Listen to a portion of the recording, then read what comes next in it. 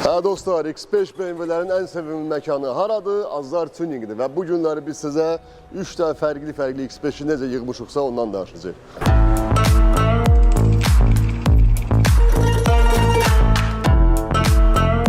Bu X5 bizim çox yaxın bir dostumuzun avtomobilidir. Amerikadan alıb, ideal vəziyyətdə, amma dedi ki, neynəmək olar?